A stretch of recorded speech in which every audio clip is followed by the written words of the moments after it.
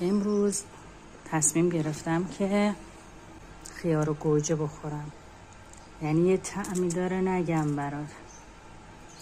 من پوست خیارم نمیگیرم چون پوستش نازک.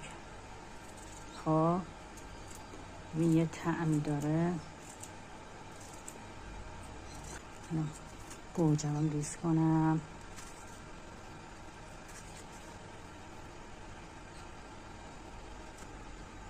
لیمو هم نصف میکنیم.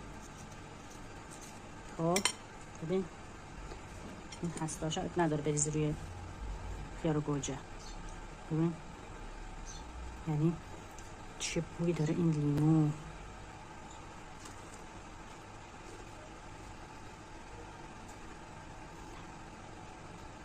بهتون پیشنهاد میکنم حتما اینو استفاده کنم. این صبحونه خیلی خوشمزه است.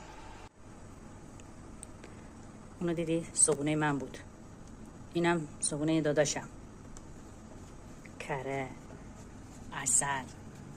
ببین اصلا لاکچری زندگی کردن.